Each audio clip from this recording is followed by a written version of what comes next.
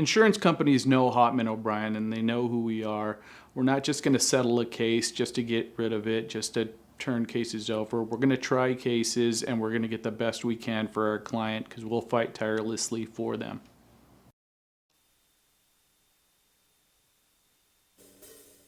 The best late night conservative talk show in America, Sackheads Radio.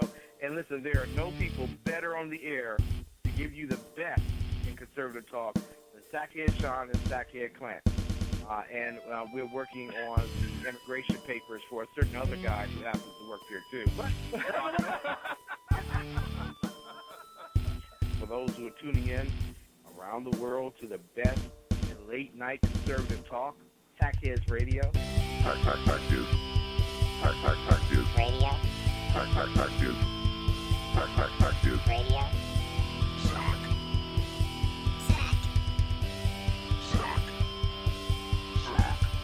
The best late night conservative talk show in America. In America. In America. Into the silo. And in this web was a large, I'm pretty sure it was the biggest spider I've ever seen. And ladies and gentlemen, welcome to the Sackheads Radio Show, live on the SHR Media Network. Thank you so much for joining us this evening. It is the 27th of April, 2016, and you know what that means. It means Clint's going to be late, as always. He's on his way. For those of you who merely listen to the show just for Clint, and amazingly, there are some people out there that do, he will be here shortly. And he will join me. Thank you for coming anyways. Like I said, I know it's just me. I know. I hear it. I know how some of the people out there, oh, it's Clint. Yeah. Yeah. I get it. But he's not here. So you could do one of two things. You could turn it off until he gets here. That would be nice. I can understand how that would happen.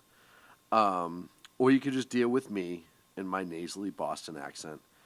And frankly, I don't care. No, I'm just kidding. Of course I care. I'm glad you're here. I'm glad you're with us. Thank you so much for the exceptional one, as always, for warming it up and really being the headliner. And then we're like the closing act. That's the, it's a situation and it's a way of life I have gotten used to is, Ken's the headliner. And that's fine. Already in the chat room, Clint supporters. Clint has a great voice. Thank you, Mary. Thank you. He does have a great voice until you have to listen to it all the time. And I mean all the time. I have a lot of things to talk about this evening, a lot of strange stories out there, a lot of fun stories, and, a lot of crap, just because that's what's going on in the world right now. I do want to throw this out. I just found out today. There's a new network out there called the Internet's Conservative Radio Network. I didn't just find this out today. I kind of did, but a long story. ICRN to be short. And they're going to be carrying the Sackheads Radio Show at 5 o'clock on Sundays for the replay, and we appreciate them giving us love here at the Sackheads Show. It's always nice when another network deems your show good enough to put on theirs. And, I say this all the time, and I've said this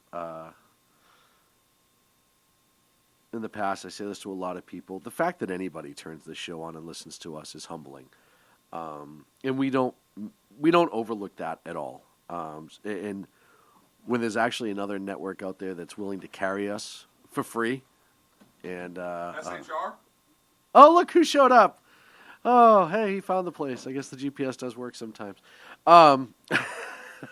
We're humbled by that. So thank you so much to the Conservative Radio Network for carrying the Sackheads. Much appreciated. And we look forward to a great partnership. And Ron over there is trying to do some great things, and we greatly appreciate that as well. You probably heard his nose come through the door 5 minutes before he did. But Sackhead Clint is in the studio with his 15 bags of Burger King, and he's just going to settle in here. Just like typical with Clint, it's his schedule. When he gets around to it, then he'll do it. And today's no exception. 8:06 p.m. Hang on, I got the package. I haven't. Ooh, I got a pie. So that makes up for everything, actually. We're all good here in the studio. Everyone's in love again, and there's no problem whatsoever. He brought me pie. I have another announcement to make. Yes. There is a brand new Dunkin' Donuts I- getting ready to open dude, up Paradise right down is. the street from Paradise is. the studio. Literally 3.5 blocks. Literally. I walked it twice today. just to make Literally. sure. And no, and you Literally. timed it because you were I you wanna were see if I sending can me do it on text breaks. messages. Yeah. Yeah.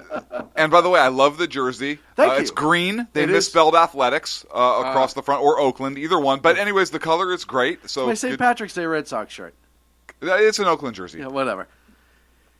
Did you have me muted that whole time? Yes. That was kind of rude. I'm not gonna lie. Right now. How are you, my friend? Thank you for joining us. This is the first time I've sat down since 7 o'clock this morning. Oh, really? Yeah. So you drove here standing up? Yes. Oh, wow, that's interesting. I rode a motorcycle, so was that really sitting? I guess straddling. I've astride. I've ridden astride something within the last little bit. I was just telling the good folks out there how I was about to, unfortunately, you walked in. That the Unfortunately, I walked in. Is that what you just said? yeah. That we had a bunch of storms in the area, so that delayed your arrival. Air traffic gets screwed up, obviously. It did. So I left my last location. It doesn't. You know what? It doesn't matter. It doesn't matter. You want some cheery news? I do. All right, I'm going to give you cheery news. Give me cheery news. Because it couldn't happen to a better person, in my humble opinion. Hang on a second. This is what my day's like.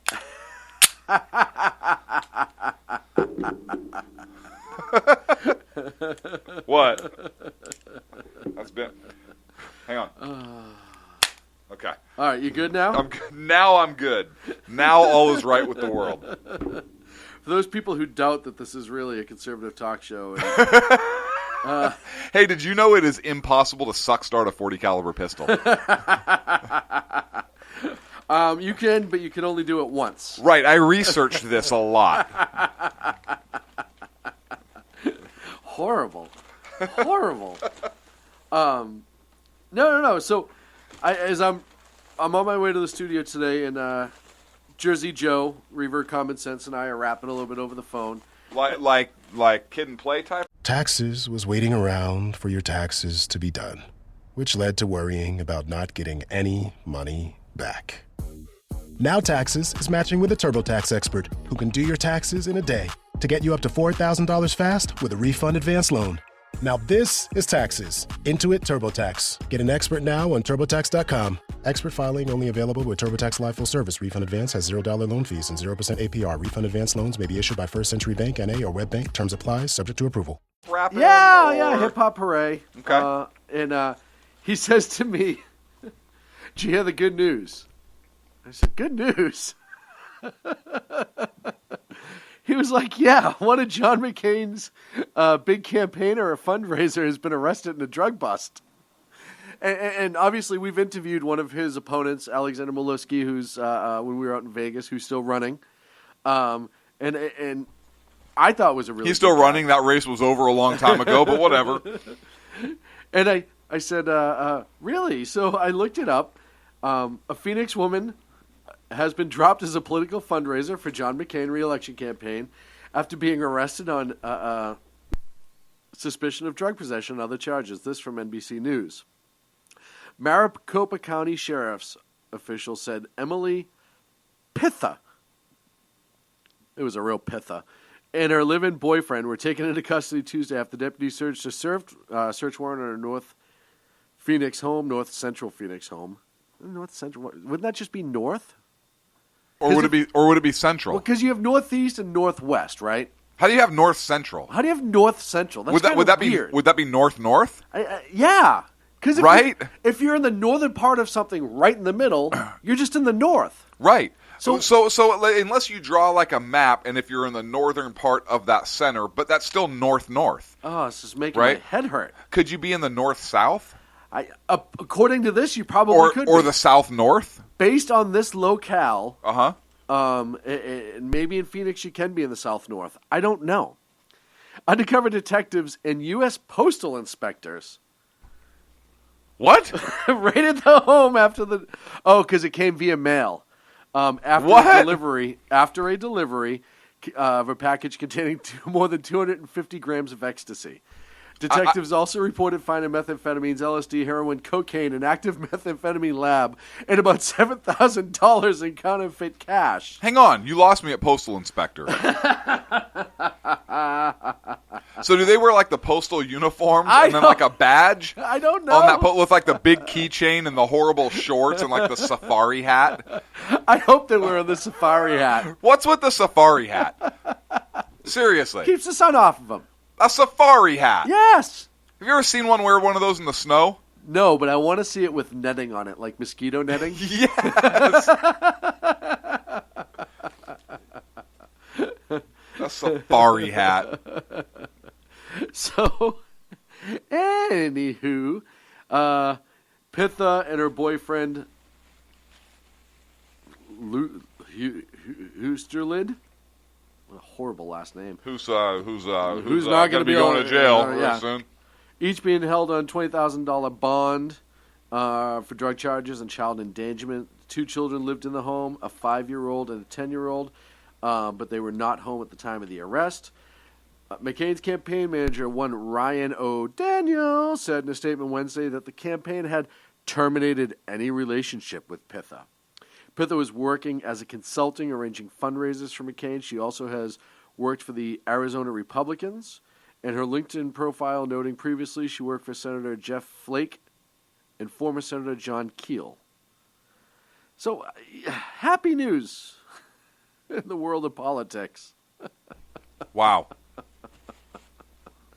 Wow. So we are going to soon, hopefully, be officially launching a new line of T-shirts. Really? Yes, we talked about this. Okay. Remember?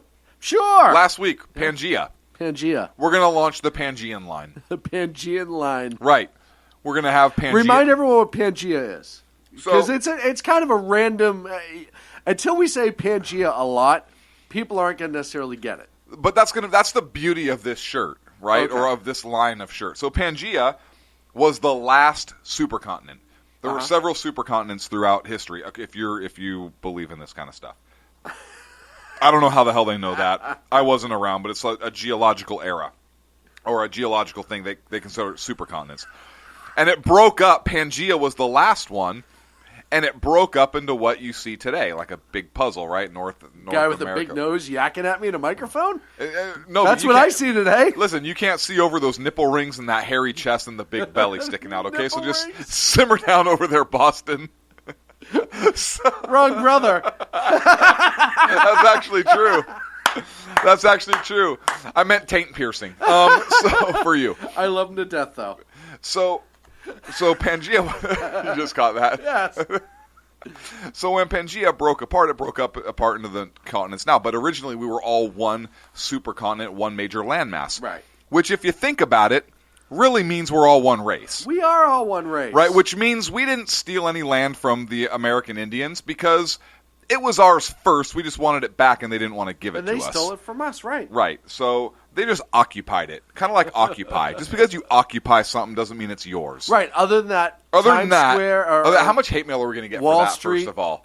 Right? Wall Street would be a whole bunch of hippies running it, right? Oh, wait. Right. Oh, It yeah, was. never mind. Never mind.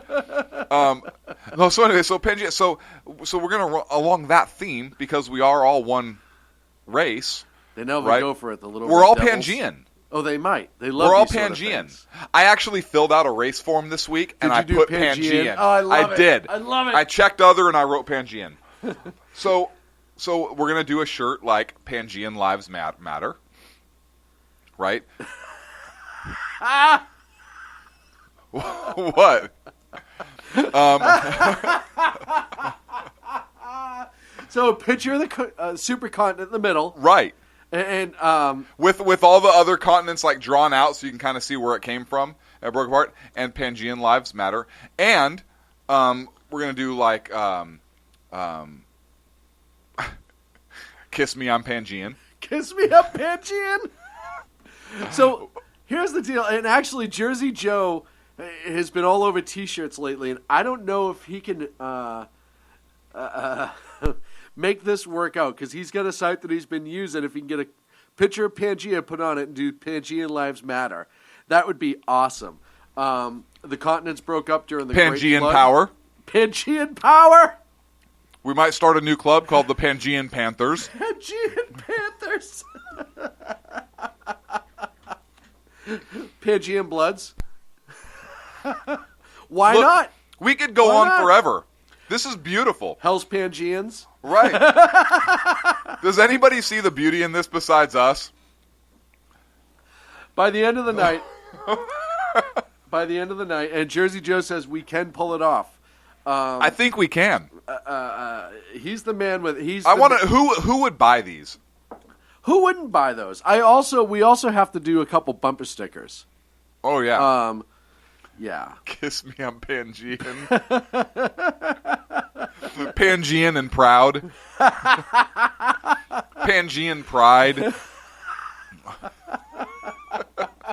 Pangean lowriders. Hey, and the flag, the flag, it's not rainbow colored because we're all Pangean. We're all one people. Right, and I would say it's all white, but that would not be accurate because that's France's national flag. Right. So it could all be like gray.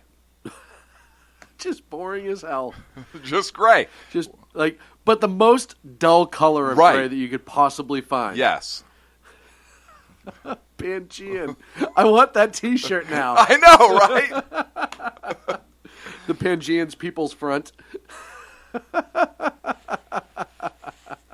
We could have Save Pangea rallies. Yes. I think that's one of those things. Not Save Pangea 'cause it's already broken apart. No. That's even better. Hear me out. Free Pangea. And I could even say this over the air right now.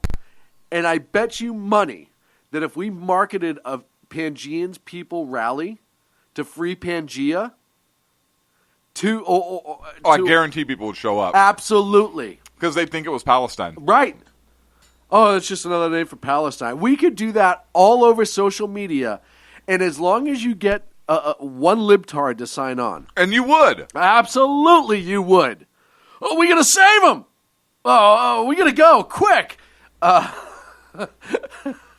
We would have, there'd be so many dreadlocks. Pangean pride.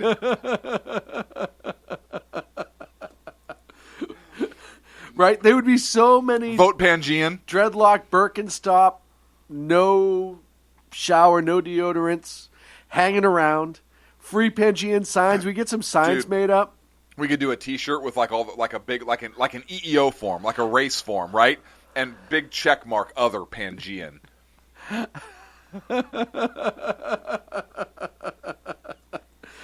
You know what? I am almost positive that it's pretty easy to get a permit at the California State Capitol. I know there's a process you have to go through for an organized rally. You'd have to check the website. But no, I have done it before. I've checked the website before, and they're very accommodating. And I think that we may have to have a Pangean rally. I'm just saying. Because we're really celebrating all of us, right? I mean, at the end of the day, we're excluding zero. Oh, no, absolutely. It is the most inclusive rally that you could possibly have. Yes. And then Ever. we do the show live from the middle of it. There'd be 3 people.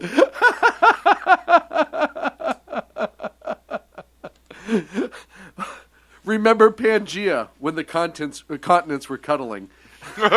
Dan came up with that one. I love that one. Hold on now. I got to start writing these down. Pangea. Continents cuddling. But think about it. You have all these movements out there, right? Black Right. Lives Movement, blah, blah, blah, blah, Bowel blah, blah, movements. blah. Bowel movements. You're right. The KKK still does stuff. Yep. If you could have the Pangean movement. I used to be in a band called Pangea, but we broke up. Broke up. Dad, butcher. I'm writing all these down now.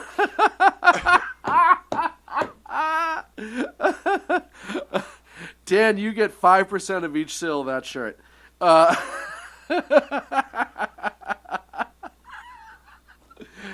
Oh, what are your Pangea shirt suggestions? Send it to us on Facebook. Tweet them at Sackheads. Oh, I think that would be the best tour ever, right? You have the band Europe, the band Asia, the band America, and Pangea would be like all of them playing together. Yes. Problem is, there's no band North America or Antarctica. Well, it doesn't matter. We'll figure it out. Yeah. A band called Pangea. I love that.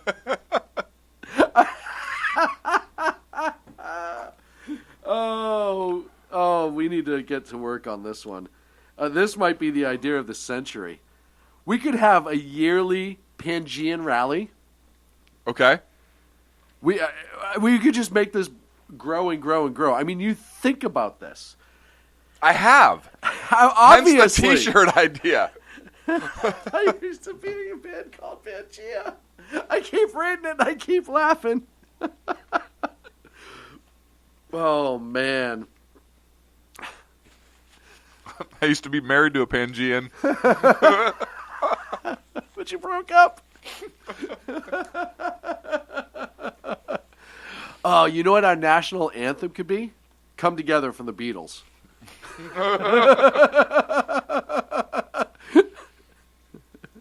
What a good rallying cry. Oh, two good things to lead off the top of the show. I'm really happy about that, actually. Let's move on. Because I don't want to. I know. But you know as well as I do. We'll beat the horse into the ground. Unfortunately, we'll lose listeners before the horse is dead. Oh, now Peter's going to be after us. Anyhow. You do it one time. You turn one horse into glue and they get all pissy. Oh. Did you hear about Michelle Obama's new lunch rules? No. You know how Michelle Obama's like all of a sudden in charge of our dietary essentials in schools somehow? Yeah, why wouldn't she be? What? Was she even elected? Like, how does she get nominated into that? Yes. Do we have a review committee? Did the Senate have to confirm her? No. Okay, I didn't think so. But I want to go back to this whole PETA thing. Okay. I'm sorry. I thought I'd stick to the script I had done. Yeah. Let's do PETA for a little No, bit. we're going to do PETA for a second. We get your script here in a little bit, Mr. Sassy Pants. So, these animal rights groups, they're bragging because they broke SeaWorld, right? Their orca program's done. They're going to be phasing it out. And Yeah. they think they're all uppity now. Yeah, destroyed jobs and all this other stuff. Right. Ashley Bryn. An organization that did a lot of saving injured animals. So Ashley Bryn, she's a campaign specialist for PETA. She said, quote, "I think the tide is turning against SeaWorld and other get ready for it. Ready for it, parents? And other aquariums and zoos. All of them are going down. I think it's a sign of what to come. Yeah. Societies had it. Hang on, there's another quote here. No. From Joel Manby, who's the SeaWorld Entertainment CEO. He says society's attitude toward these very, very large, majestic animals under human care has shifted for a variety of reasons. Blah blah blah. But what the animal rights activists are calling for is they believe all animals, including your dog or cat, should have the same rights as people and be free. Yes. Therefore, they shouldn't be in human care under any circumstances. Set them all loose. Under any circumstances. Roving packs of dogs on the street. Let's do it. Yeah. Well, it goes back to the comedian Bill Burr did this whole skit on why are we cutting balls off dogs. And, you have mean to... besides the sadistic standpoint? Or? Right. Okay. It's to save the environment. You have to keep the population under control. Blah. And he's like, who's that for us to decide? Right? So what if there are packs of roving dogs running down the street? It takes care of our obesity epidemic, right? Because only the quick ones will survive. Yeah. And whip us back into shape. I love this theory by some of these wackos in PETA that animals are equal to us all the way around. Well, let's think this through logically, Sean. And don't get me wrong, I've been outsmarted by my dogs. Right. But let's think this through logically. Declaration of Independence says all men are created equal, correct? Yes. That they are endowed by their creator with certain unalienable rights and on, right? Right. When they say that, do they mean men only or do they mean women as well? Apparently. Hang on a second. They mean women as well. Did you wait? Did you want my answer or no, not? I didn't. That was it was hypothetical. Because I had an answer that may have been slightly different. It was rhetorical. Oh. When they said men, my bees. It applies to women too, right? Of course it does. Okay, of course it does. And men and women are part of the animal kingdom. Of course we are. So because men and women are part of the animal kingdom, clearly the term men also refers to other animals because women are in fact other animals. Oh, otherwise it would just be men, right? No. Now, Why? a negative. Why are you hang going on down a this second. road right now? Another negative term for women is the same as a female dog. Oh gosh. Therefore, tying I'm sorry. a human being to what we traditionally consider an animal, and there's your proof link right there. So really, the term "all men are created equal" refers to everything in the animal kingdom because we really can't separate ourselves that much, and so therefore, I completely see their argument. I don't even want to. You know what's scary is PETA? That's like gold to PETA. Oh yeah, you just PETA's like Sackheads Radio. My Even a conservative thinks that this is true. My favorite part is your voice going to be looping on this website repeatedly. Just On repeatedly. Just he made the argument for us. That was brilliant. Man, that guy's a conservative hippie. Sackhead Clint, will you come argue in front of the Supreme Court for us? We want this guy to free his dog. As I'm literally sitting there with my dog. Yeah, I don't think so. Right. Okay. Mary brought up a great point in the chat room. She goes, I can see the animals turning around and attacking Peter. Pets have it all cushy. Why would they want to go out and work on the street? I agree. Right. My dog... Would your dog survive? Does No. your dog have any street cred? Well, no. Lola does. Lola does. Right. But Kona, does Kona? Big No. Goof. Big Goof. Yes. The only time he's ever... like Baloo. He is. The only time he's ever caught an animal, it was a rabbit.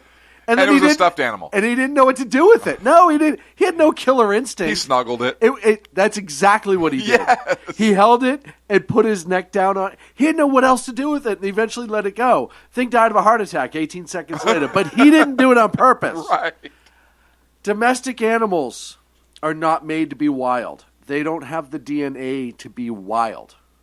Look at married men. Not a good comparison. Okay. Hang on. Big Fat Polly. Big Fat Polly. You all of a sudden start releasing cows into the wilderness. Why do you say cows after I bring up Big Fat Polly?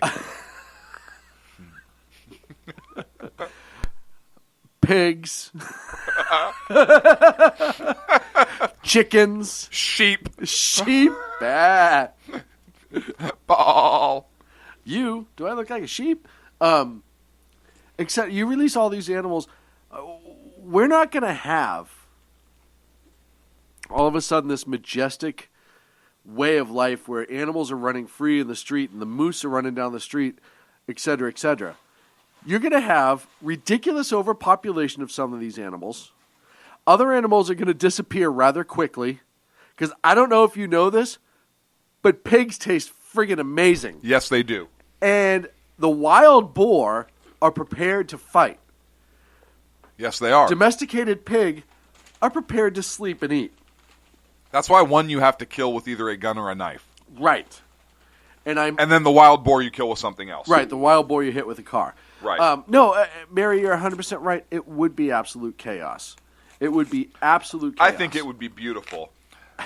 Man and beast living together in harmony like the Garden of Eden. It It would be just beautiful. It'd be like the book of Genesis. I just picture like I picture Sean, because animals would be illegal to eat, like staring at all this buffet of goodness, still alive, and Sean just like shaking. well, no, I'd go to jail. I wouldn't last a minute. Right. All right, guys, everyone's going to be vegan. The eating of other meats is now outlawed. Bang! Son of a... Got a chicken! Go to jail? Can I bring the chicken with me? I'd be like, really? You shot a chicken? You see how quick You they couldn't are? say pig? You see So how... we're like, cow? You shoot a chicken? No, I hunt chicken. It's amazing. No, you choke chicken. There's a difference, Sean. Have you ever seen a wild chicken? They come in these squared off pens. They're really... All you have to do is sneak around the guy's house, and they're right there. It's easy. Right. Oh, this is ridiculous. We're up against a break. When we come back, we're probably going to talk about, so far, one of the bigger announcements in the race is for the White House, right here on the Sackheads Radio Show, live on the SHR Media Network. Back in a minute. Conservative media done right. You're listening to the SHR Media Network. Breaking news. According to the latest report coming out of SHR Media, a merchandise store to support both the Reaver of Common Sense and SHR Media has just been unleashed to the general public. Be forewarned that this site can be contagious and numerous items can be purchased to support the best news programming. Go to Reaver.one website and click on the store link to check out the merchandise.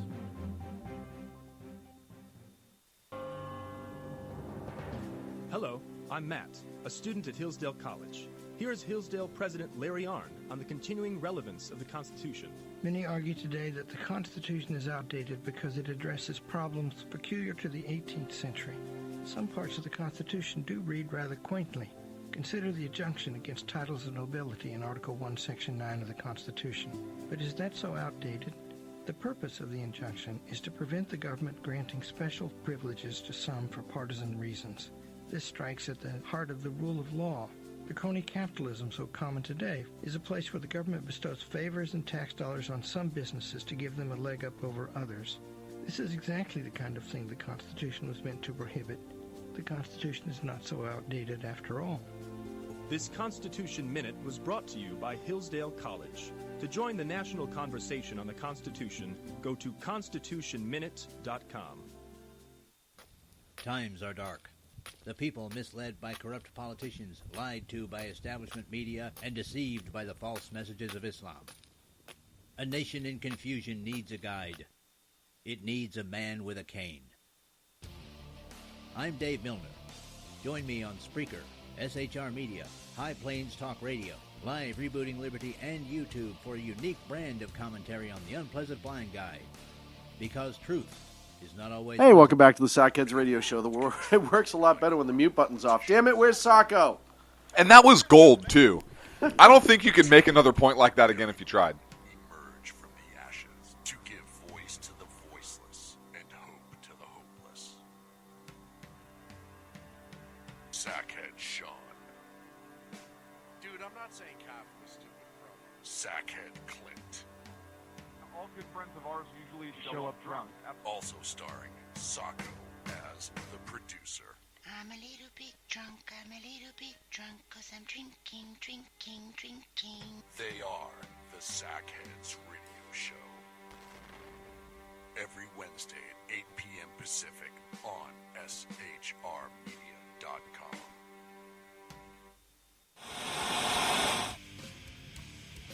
Beware, the Jersey Takeover is here. Every Monday through Friday, 11 a.m. to 1 p.m. Eastern Standard Time. You can catch the Reaver of Common Sense Show, hosted by Jersey Joe, right here on SHRmedia.com and HighPlainsDailyNews.com. Only Jersey can deliver hell like no one else, so consider this your fair warning.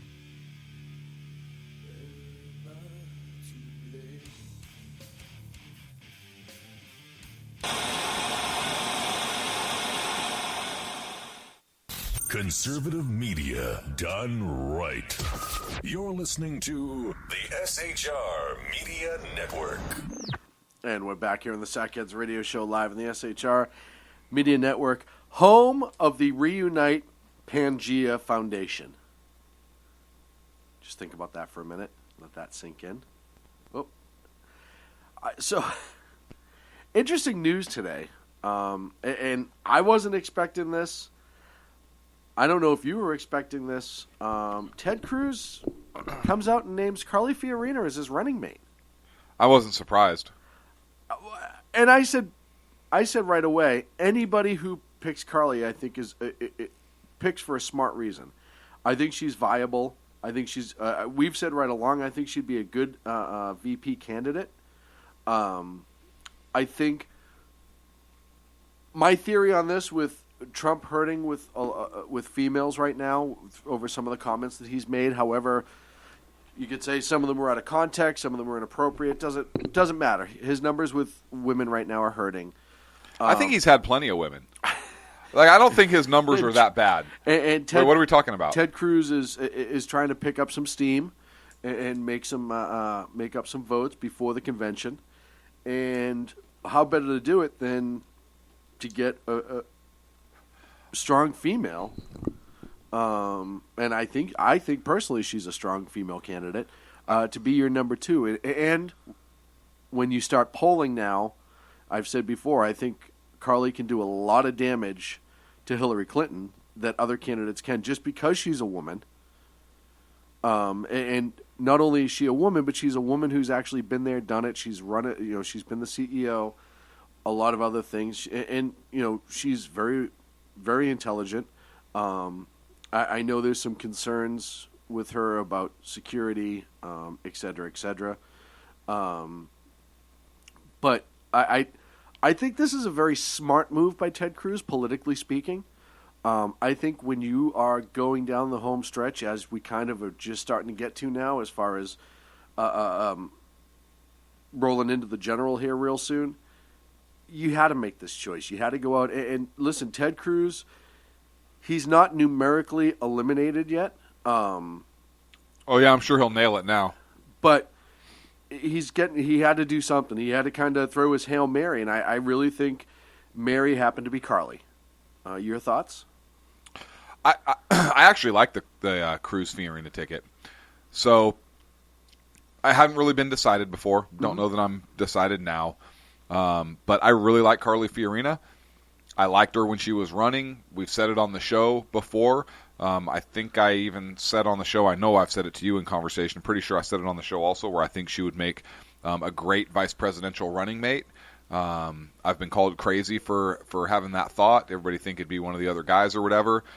So I think Ted Cruz, I think, yes, it is an act of desperation, but I also think that it was a brilliant move. And that if it's a brokered convention, I think with a Cruz Fiorina ticket, I think that he could get it with that. And I think Cruz Fiorina would be a hell of a ticket. I really do. Don't get me wrong. I understand Trump has the momentum right now, and he does. And there are a lot of things I like about Trump, and there are things I don't like about Trump, just like any of the candidates. Right. But I'm really excited about Fiorina. I think it's a brilliant move, man. Yeah, I really do. I think it's a very brilliant move, and Cruz Fiorina ticket is one I could get behind. Chris Christie is all over the background while Trump was speaking, Mm-hmm. and we've talked about Trump and Christie before. I could see a Trump Christie ticket. Would I be more excited about a Trump Christie ticket or a Cruz Fiorina ticket? Right. I'd be more excited about a Cruz Fiorina ticket. That doesn't mean I wouldn't back a Trump a Trump not first choice, right, Christie ticket or a Trump anything ticket, because if he was the nominee, then yeah, I'd back him. And even though I may be more excited about a Cruz Fiorina ticket, I think that if Trump gets the nominee, I don't think that I don't like the idea of the brokered convention. I don't. And I really believe, I don't know that Trump is this way, but I really believe that he would he would run third party and just take the party down. Whereas if Trump got the nomination, I don't know that anybody in the race would run third party. I don't. Or because really there'd be nobody running third party. They'd be running Republican. And if Romney's that big of a douchebag, then I've got some choice words for him. Well, he is that big of a douchebag. I think. I don't mean as a person, but as a politician. Well, let's look at the numbers real quick. So you have Trump right now sitting at 987. You have Ted Cruz at 562. Ted Cruz is essentially eliminated from getting the 1237 before the convention. However, he certainly has the ability still, if he makes some runs here, to keep Trump from getting the 1237 and securing the convention. Last round was the Northeast, kind of Trump's home, and dude, he just swept 5 states. Yeah, Rhode Island, Pennsylvania, Maryland, Delaware, Connecticut on the 26th, and before that on the 19th was New York, 95 delegates. Kasich got 4. I mean, Cruz had 3 in Rhode Island. Kasich had 5 in Rhode Island. Trump is still the man to, like I said, he's not, Cruz can't beat him outright, but he can keep him from securing the nomination and pushing it to a convention.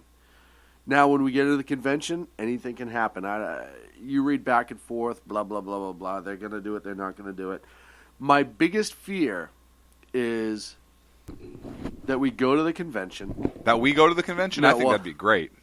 That the convention happens. It's a broker convention. And it's going to be Kasich. And I hate to say it, but nothing would shock me more. I don't know. Okay, I'm about to make a lot of listeners angry. I don't know that I'd vote for Kasich. I don't know if I could. The guy either. won 1 state. I don't know if I could either. I really don't know that I could. And you could see. I wouldn't vote for Hillary, but I might vote third party. I might vote for you before I vote for Kasich. Yeah, I hope you'd vote for me before you vote for anybody. Might vote for you before I vote for Kasich. You're talking about, I'd nail this whole presidency thing. I'd be like, press conference. Yeah, look, I'm not afraid of talking to you people, and by you people, I mean Pangeans. That's a shirt. That's a shirt. I mean you people, Pangeans. When I say you people, I mean you people. And then on the back, Pangeans. You people. When I say you people, I mean that in a racial way. And then on the back, Pangeans. I mean it racially. I mean it racially. Oh, go ahead. I don't know. What was I saying? Because that was beautiful. Oh, yeah, nailing the whole presidency thing. It's very... Look, honestly, Cruz getting it on a brokered convention kind of scares me. Because I think I hope not, but I think Trump hates Cruz so much at this point that I think he'd run just so he wouldn't get president and country be damned. And that's wrong. Whoever does it. That's wrong if Trump does it. That's wrong if Cruz does it. Romney, whoever. Right. That's wrong. Right, I agree. That's wrong. Whoever the nominee is, back the nominee. If it's Kasich and you don't want to vote for him because he won like nothing, then hey, way to celebrate mediocrity. You know what? If Kasich gets it, every progressive and liberal in the world should vote for him. Oh yeah, right? Because it's the ultimate dream. Right. Because it's redistribution of votes. Yes, and that's my biggest thing is if we go into this convention and it is brokered and we come out with a Kasich Romney ticket or something ridiculous as that. And unfortunately, I don't think it's an impossible feat at this point. I want it to not be true. I want to believe that the GOP will actually do the right thing, but I can't. I cannot believe it. Somebody said that Cruz was quoted as saying that anyone who is mathematically eliminated should drop out. And I believe he did say that. I don't have the quote directly in front of me. But nobody's mathematically secured it yet is going to be their argument. Whether that's a fair argument or not, Trump hasn't got to the 1237. Now listen, we have coming up in May, Indiana, Nebraska, West Virginia, Oregon, and Washington. And then in June, California is the big one. Montana, New Jersey, New Mexico, and South Dakota. Now, I am going to go out on a limb here and say that Trump is going to do well in California. Listen, so here's what folks. If you go out on a limb, it has to be a very large limb. Very, very stable. Just because of your size. So when Sean says I'm going to go out on a limb here, that's like saying he's going to walk on a concrete deck built on the first you ever story see one of those somewhere. gigantic trees that grow at the side of a cliff? Right. That's pretty much it. That's the limb he's going on. Well, and because everyone says, well, California, Trump, blah, blah, blah, how California's not a conservative state. Exactly. Trump isn't necessarily a traditional conservative. Doesn't mean the four of us here don't get to vote for a primary. But Trump's not your traditional quote unquote conservative, right? He's not the evangelical, he's not the party guy, et cetera, et cetera. And I think in California, you get a lot of people who are angry about the border. I think in California, you get a lot of people who are angry about taxation, conservatives. And without representation, because they're not represented here. At all. And in California, it will be only Republicans voting in this primary. It won't be. It'll actually be a conservative turnout for once. Right. As conservative as California could possibly be. Right. So I really think that you're going to see Trump grab a lot of those 172 because I think California winner take all? I don't think so. I don't believe California is winner take all. Somebody can look it up and correct me if I'm wrong.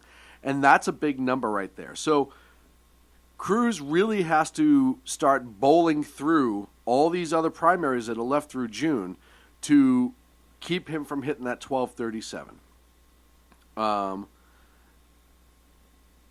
Northern California is going Cruz per Ken McClinton.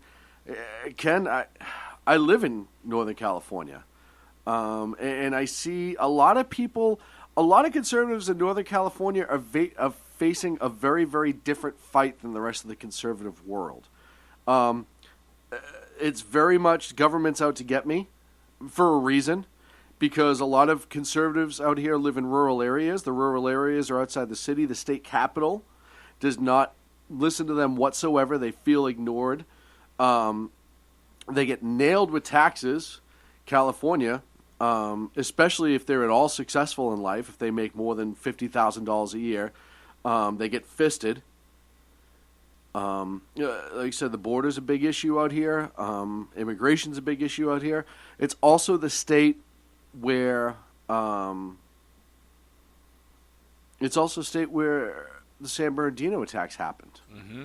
And that's going to resonate throughout the state during this election. And not just San Bernardino, but UC Merced as well. There's another terror attack. Knife attack doesn't get a lot of play, and feds are really downplaying the terror connection. But it very much happened. But, yeah. And there's information on a lot of news articles out there. This guy had ISIS links and traffics all and everything over else. So. Yeah. So, I think that's going to play in people's heads out here, and I think you're going to see California, if it is winner take all, you're going to see 172 for Trump. And I see a lot more Trump signs in my day-to-day running around than I do anyone else, and people I work with and talk to and here and there. So I think California is awarded winner take all and by congressional district. Right. Right. So you could see 172. So if he wins California and Indiana and does well in the other races, he'll probably get it. It's done.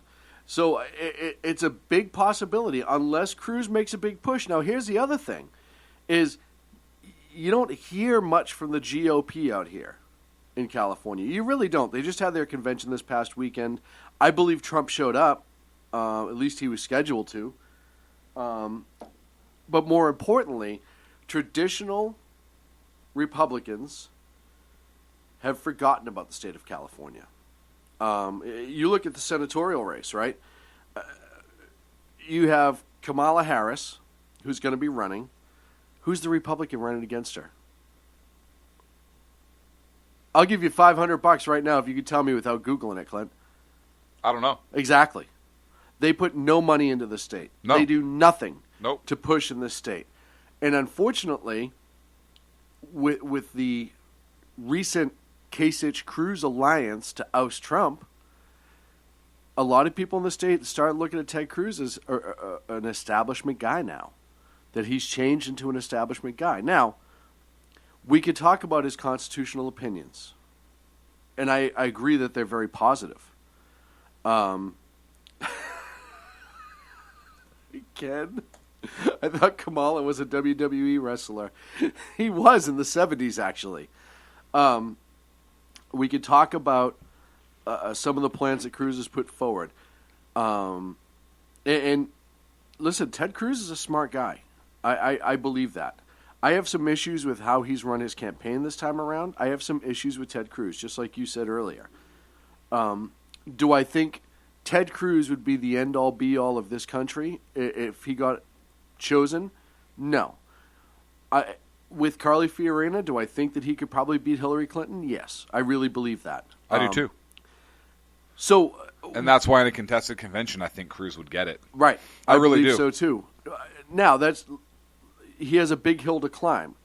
But I can also say a lot of good things about Trump and what he's like I said, my biggest complaint about Trump is he doesn't think enough before he speaks. And I think people in general want a commander in chief who's going to take a moment to breathe and think. Even when the chips are down and you have to make a decision. It's not putting the decision off forever like this president does. Right. It's not kicking the can down the road nonstop. Kick his can down the stinking road. But it's making I got fired up. It's making a decision. Now, do I like what he's saying about taking care of America first? Absolutely. Do I like how he's his foreign policy of pretty much screw the bad guys?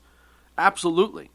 Do I think he'd be good for the economy? Yes. There's a lot of good things that I think Donald Trump could bring to the White House.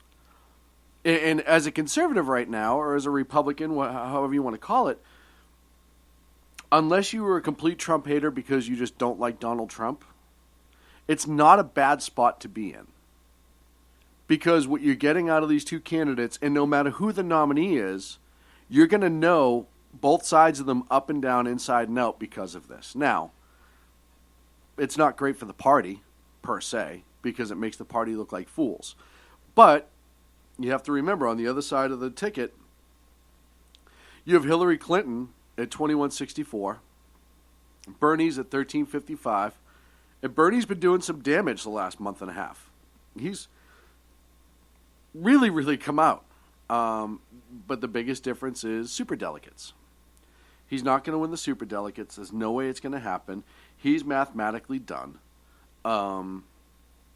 And it's going to be Hillary unless she ends up in an orange jumpsuit. So I think if you're the Republicans, you start looking, and as a voter, you start looking at who could beat Hillary Clinton. Really beat Hillary Clinton. Sackhead Clinton. You know, and you look. Why do you laugh? And you look a lot across at Cruz and Fiorina. It's a great ticket, and I think it could actually be a winner. Dan Butcher was fortunate enough to post the short list of VP candidates for Trump.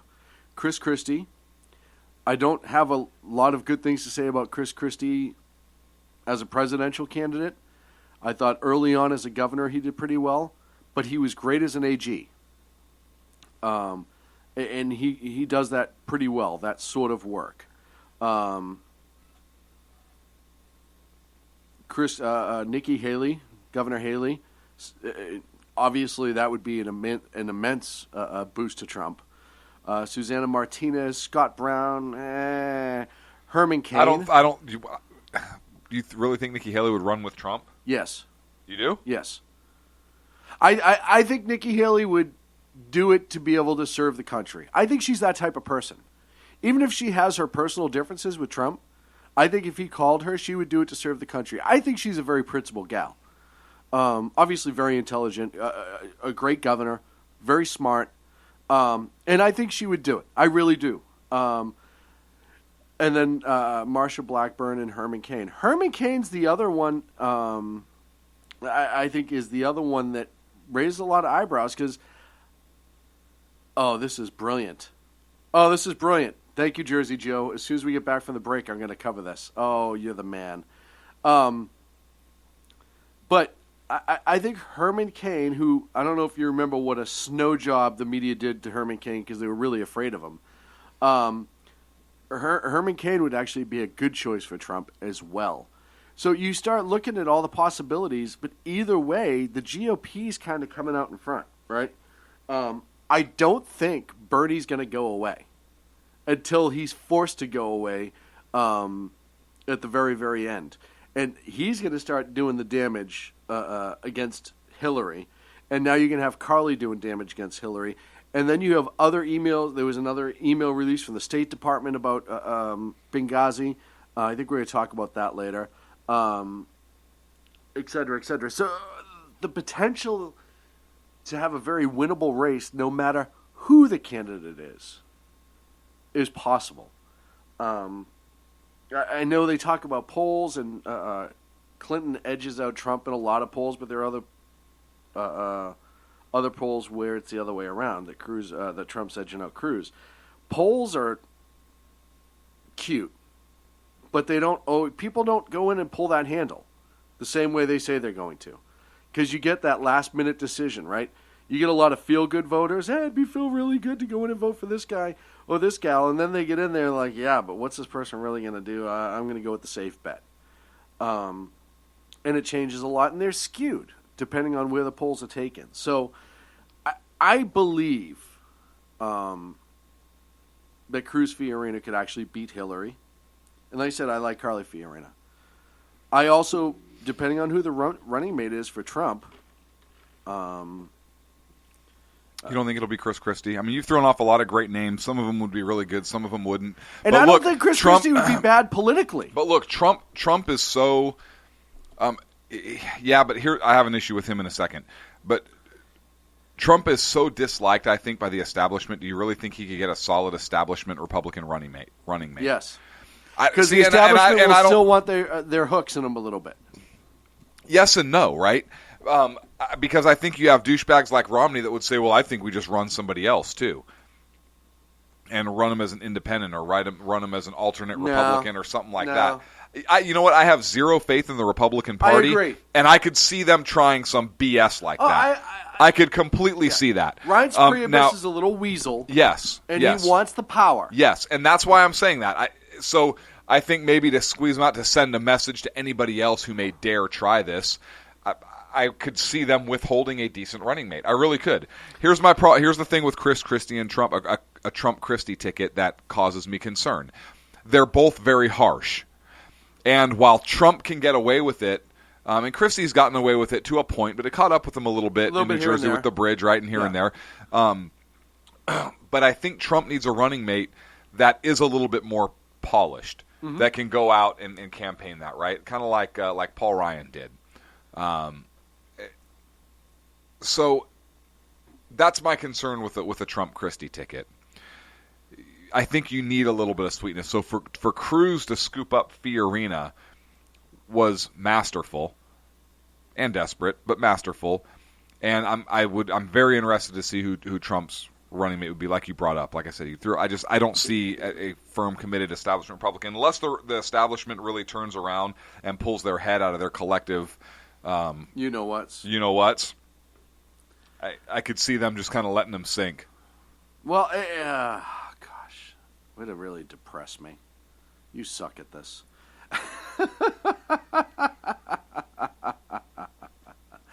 But they're all kind of too close to tell right now. And listen, my only thing about a Chris Christie Donald Trump ticket is, I think people, when it comes to Chris Christie, I think people feel that Chris Christie is the type of guy they could talk to. Not everybody. Some people just think he's a jerk. I disagree. Some people think he's a jerk. But I don't think that's as widespread. But you're from back there. Yeah. So and that's exactly so it. for you. But I don't feel like I'd have anything to sit down and talk to Trump about. I really don't. We could talk politics and stuff, but outside of that, he and I lead very, very different lives. Right. And, but you know what? I would sit down with Trump and I would pick his brain on Right. I could force a conversation with Trump. See, I wouldn't even force a conversation. I would. The guy made so much money Yeah, and did it. no, I would sit down and I would pick his brain and I would be like, "So, sir, when you fund SHR, you see, I just disproved your point right there." Yeah, I still wouldn't be able to. I'd be looking at his hair the whole time. I just. Do you remember Austin Powers with the mole? Yes. That would be me with the stick. You know what I'd do? I'd pull off my shirt and I'd be like, "So who has better hair, your head or my chest?" and that's I don't. And I'd be like, "You know what the difference is? My chest doesn't have a comb over." We're up against a break. When we come back, we Sean's got more back. news of Show the him, week, Sean. including North Korea. Always a referee topic here on the Sackheads Radio Show. Back in a minute. What they do now? Sink a fishing vessel? Their own. Was it Conservative media done right. You're listening to the SHR Media Network. Breaking news. According to the latest report coming out of SHR Media, a merchandise store to support both the Reaver of Common Sense and SHR Media has just been unleashed to the general public. Be forewarned that this site can be contagious and numerous items can be purchased to support the best news programming. Go to Reaver.one website and click on the store link to check out the merchandise.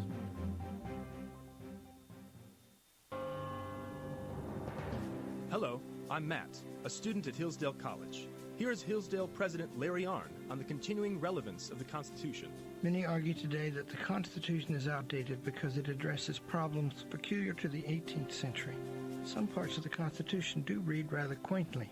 Consider the injunction against titles of nobility in Article 1, Section 9 of the Constitution. But is that so outdated? The purpose of the injunction is to prevent the government granting special privileges to some for partisan reasons. This strikes at the heart of the rule of law. The crony capitalism so common today is a place where the government bestows favors and tax dollars on some businesses to give them a leg up over others. This is exactly the kind of thing the Constitution was meant to prohibit. The Constitution is not so outdated after all. This Constitution Minute was brought to you by Hillsdale College. To join the national conversation on the Constitution, go to constitutionminute.com. Times are dark. The people misled by corrupt politicians, lied to by establishment media, and deceived by the false messages of Islam. A nation in confusion needs a guide. It needs a man with a cane. I'm Dave Milner. Join me on Spreaker, SHR Media, High Plains Talk Radio, Live Rebooting Liberty, and YouTube for a unique brand of commentary on the unpleasant blind guy. Because truth is not always pleasant. In a world controlled by corrupt politicians. You got a business. You didn't build that. A team of ordinary men emerge from the ashes to give voice to the voiceless and hope to the hopeless. Sackhead Sean. Dude, I'm not saying Kyle was stupid, bro. Sackhead Clint. All good friends of ours usually show up drunk. Also starring Sacco as the producer. I'm a little bit drunk, cause I'm drinking. They are the Sackheads Radio Show. Every Wednesday at 8 p.m. Pacific on SHRmedia.com.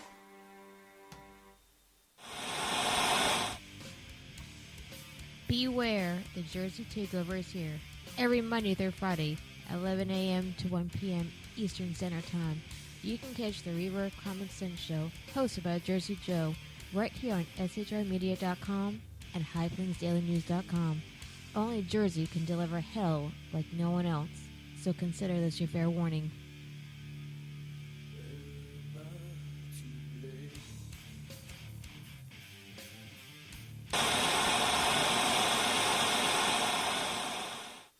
Conservative media done right. You're listening to the SHR Media Network. And we're back on the Sackheads Radio Show live on the SHR Media Network. Thank you so much for joining us this evening. It's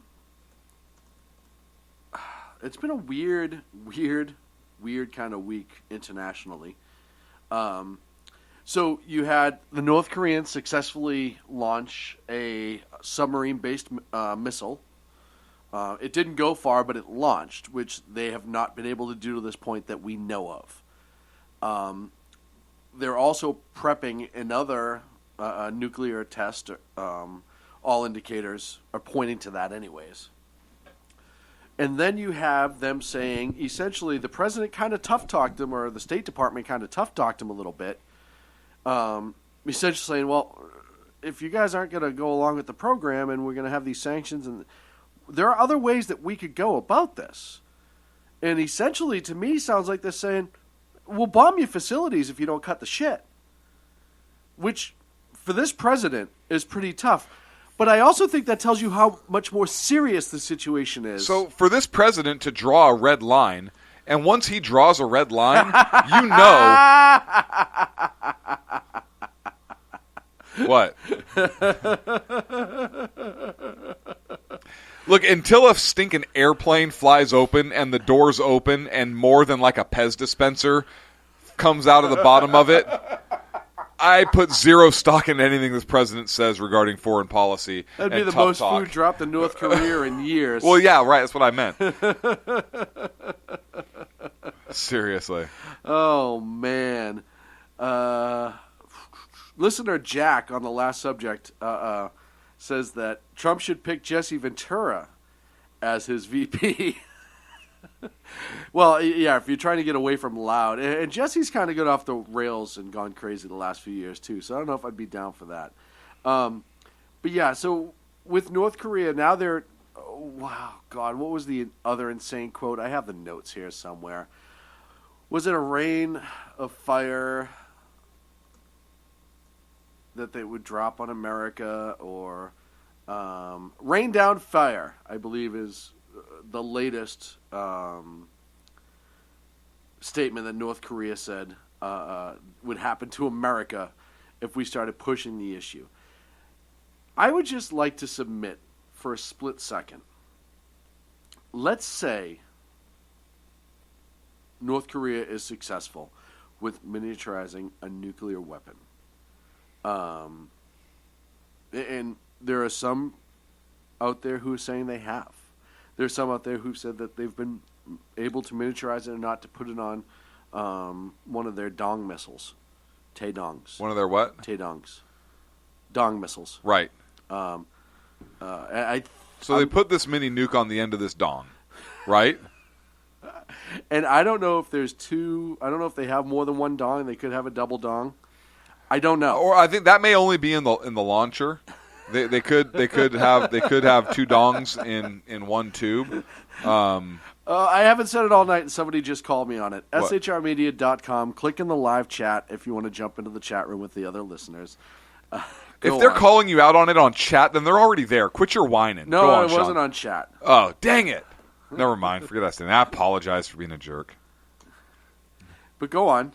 No, I was asking about the two dongs in one orifice or tube or whatever those launchers are. So anyhow. What? There are some experts. What? I actually thought you were going to add something creative and constructive to the conversation for a minute. That was creative. And very constructive. Very much so. Thank you. All right.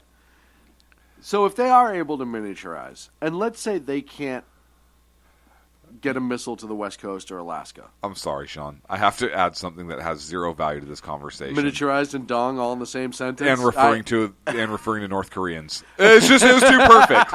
It was too perfect. Okay, go.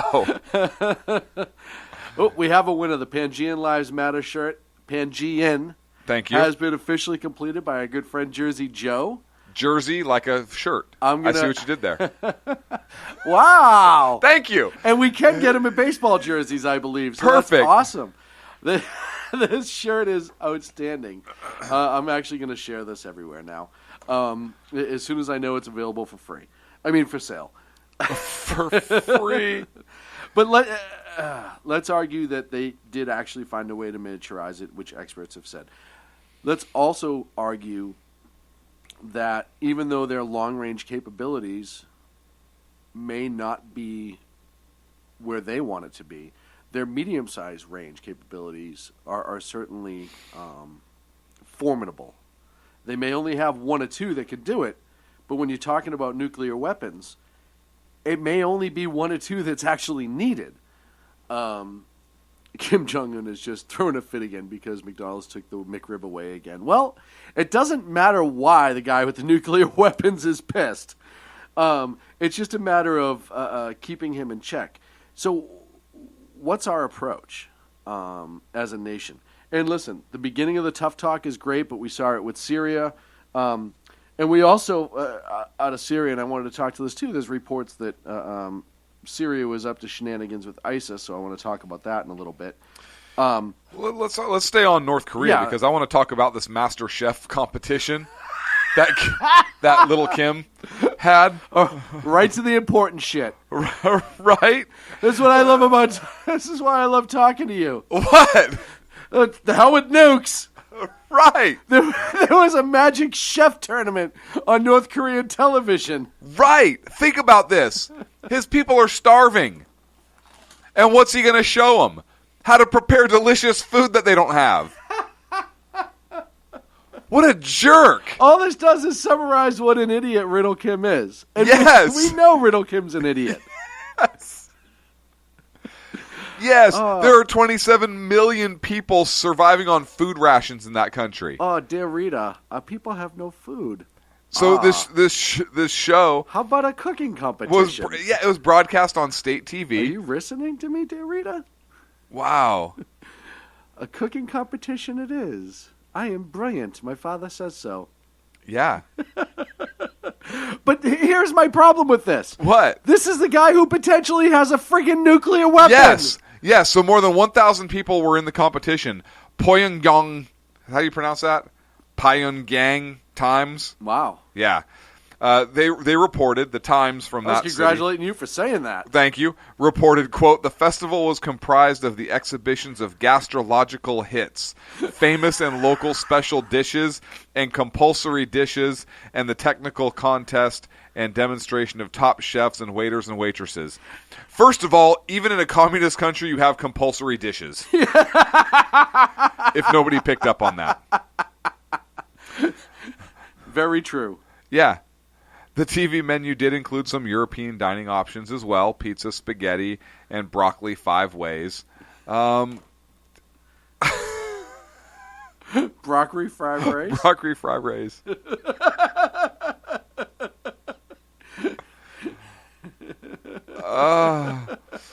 Our people are on rations. Let's have a cooking show. And make compulsory dishes. Dear Rita, you want compulsory dishes?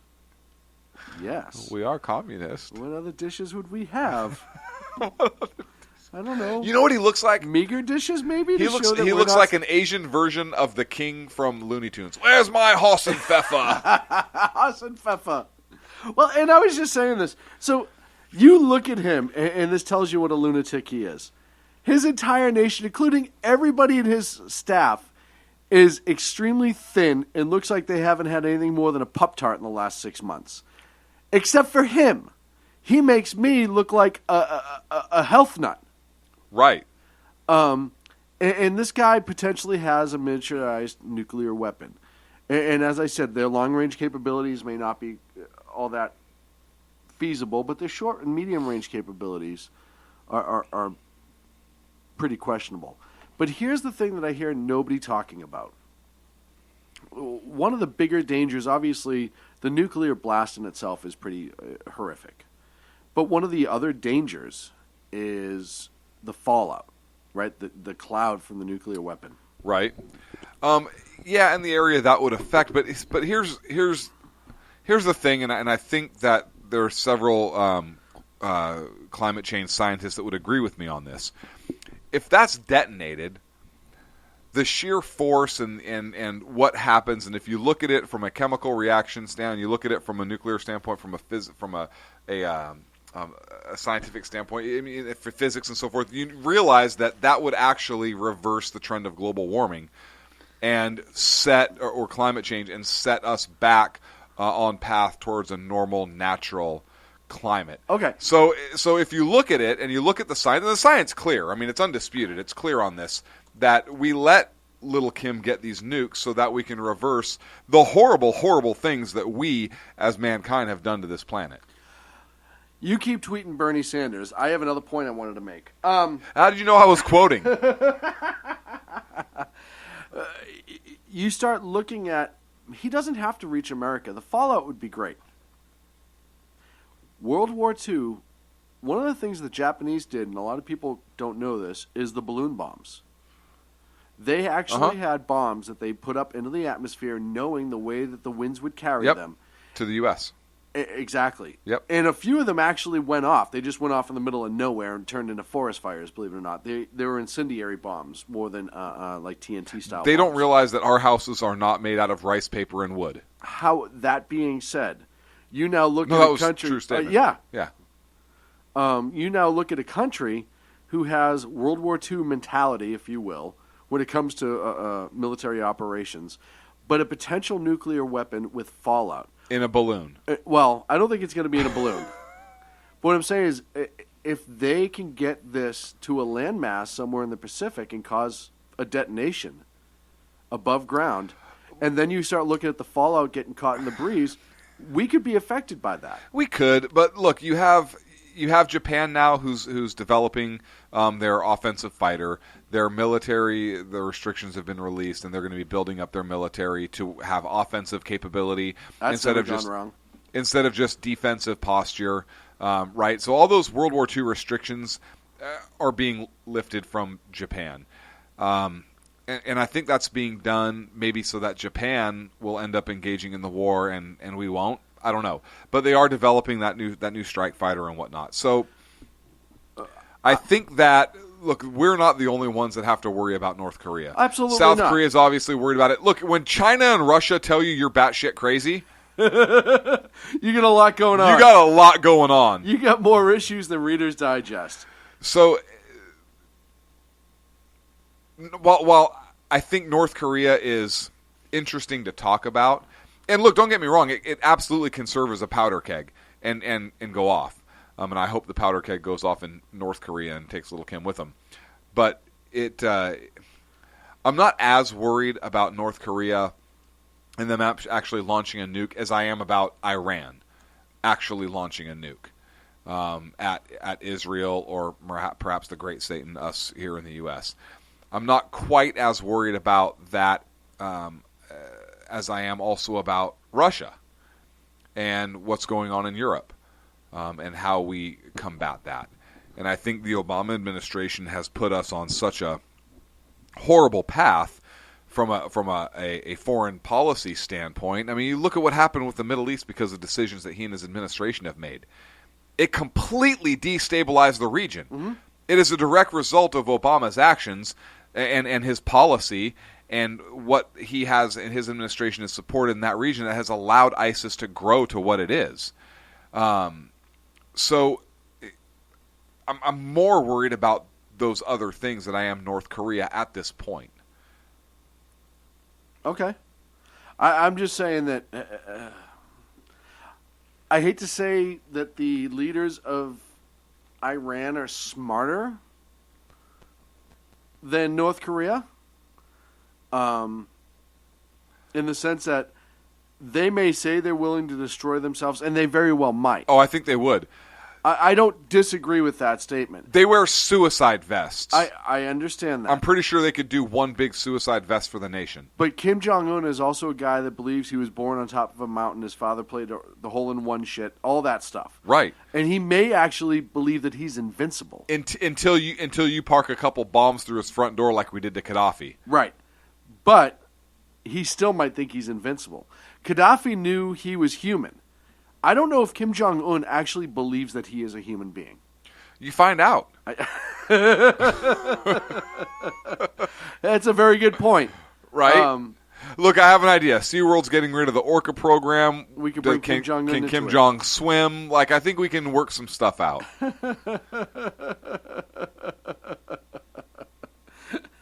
Oh, man.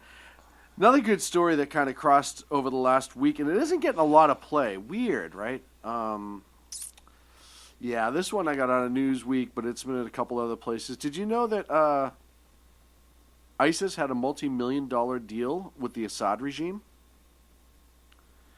Let me just rephrase that. ISIS, the people that he's allegedly trying to fight and get rid of from his country, And Putin. had a multi-million-dollar deal in oil with the Islamic State. Just let that sit into your brain for a little bit. Oh, and by the way, you remember Syria. You brought them up earlier. The Red Right. Line. Yeah. Bashar Assad, like a destabilized region, blah, blah, Right. blah, blah, blah. U.S. Special Forces raid on an ISIS oil minister known by the nom de guerre, Abu Saif. Yeah. In 2015, saw the extraction of thousands of documents implicating his oil operation with that of the Assad regime, according to Newsweek, with review from the sale of oil to Damascus, helping the group reach the peak of $40 million a month in oil revenue. This was uncovered by U.S. Special Forces in a raid against the ISIS oil chief. So this is confirmed by our own people, folks.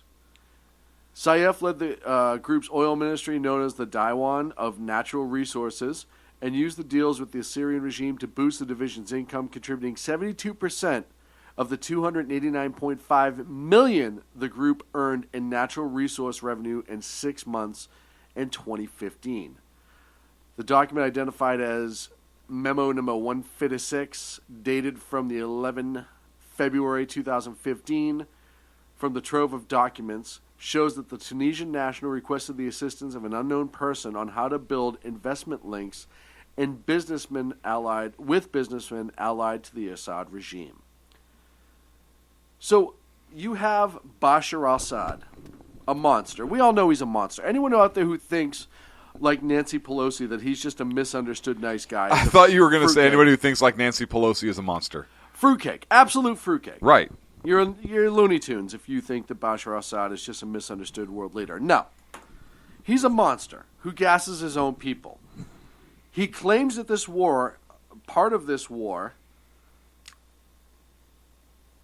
has been the rebellion trying to overthrow him. Why? Because he gasses his own people. Listen, we overthrew a king over taxation.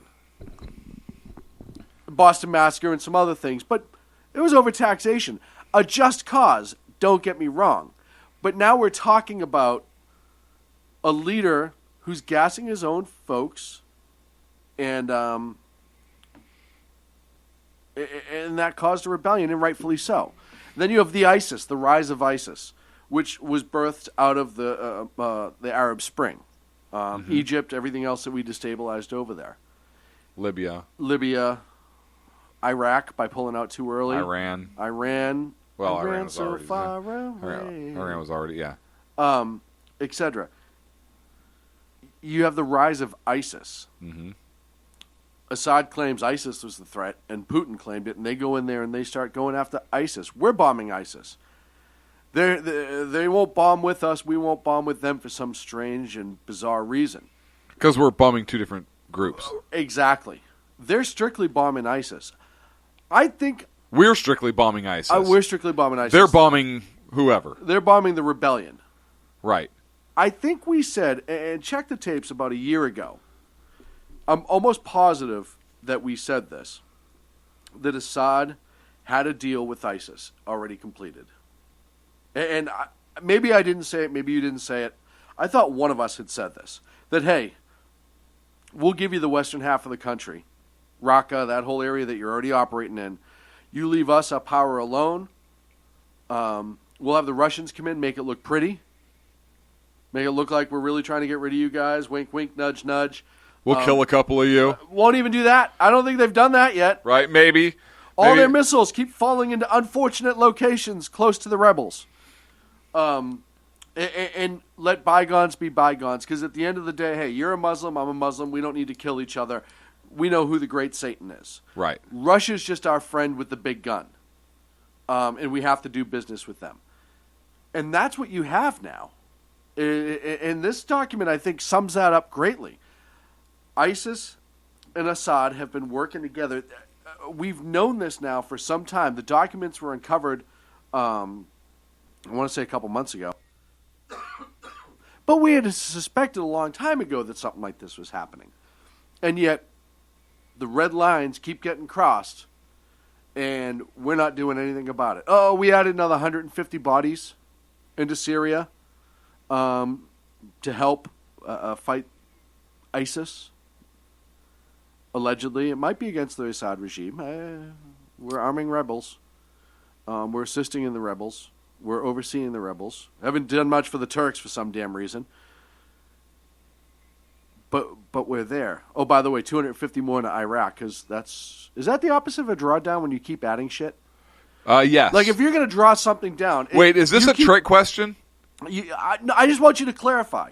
I'm not a military expert. No, so look, so it's still a drawdown. Okay. Okay, but you're not really adding, you're just replacing. Okay, so instead So of if you're replacing, it's not a drawdown because you just don't replace as many as were there originally, and therefore the net would be a drawdown. Okay, so they're running out the clock, but yet they're still going for a touchdown.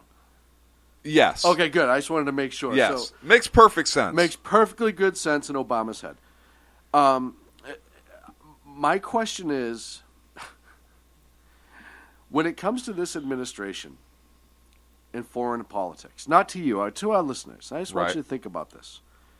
When it comes to foreign politics, international affairs, when you look at Hillary Clinton waiting in the wings as a potential president, and you could say all you want, until she's convicted, she's potentially the next president as well as Trump and Cruz. Hillary Clinton knew what was going on over there. She was very much a part of what was happening in Syria. She was very much a part of the destabilization of the region.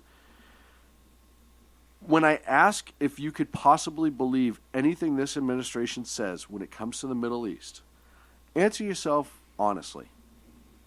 The red line. What happened with the red line? Nothing. You look at how we dealt with Crimea, right? We didn't. We didn't. Yeah. We didn't deal with it. Now, all of a sudden, 6 months later, or a year later, rather, we're starting to throw in all this military force because we're like, oh, shit, Putin's on the move. Which, by the way, we called 2.5 years ago. Yes, we did. 2.5, 3 years ago. Yes, we did that on this show. Most people need to listen to us more. Everyone thought we were crazy. You know how many emails I got from people telling us we were insane? Yes. We hit the reset button. I was there, remember? Yeah, I know. You were emailing me. Sean, what are these crazy people talking about? We're not crazy. They're clearly crazy. Clint, that's us. Oh, I thought they sounded smart. But we called that. Yes, with the we Russians. did. We knew it was coming. We've called a lot of stuff, by the way. And now we're building up on the Russian border, and we have F-22s. We're building up in Europe. Like crazy right now. Yeah. We're making little... Every week there's a little bit of a push, but if you look at the totality, it's been going on for about 8-9 weeks now. Longer, 14 weeks. We're really starting to push up. We have F-22s in England all of a sudden. We have major cavalry and artillery on the ground all over Latvia now. Wait, did you say we have cavalry? Yeah. You know Cav the units. picture I just got? Bugs Bunny. Cavalry. We have major cavalry. Like I got like a bunch of dudes on horses. I don't know if that works anymore, guys. Yes. F-Troop. Great show. Brilliant show. Guys, I don't know if this is going to work anymore. We're on horses. They have tanks. But yet we're still and doing drones. nothing serious when it comes to the Middle East, where Russia has their hands in again. Right. Right. What have you heard? Have you heard anything more about the Russians messing with? No. John Kerry said, we could have shot them. Yeah. Well, we didn't. If we did like Turkey did... Look, does Russia screw with Turkey anymore? Well, and I want to talk to you. Do they? No. No. When we come back, I want to talk to you about a couple of instances in which we did kind of fight back and what happened. That's a long time ago, though, right? Yeah, it's a much different leader.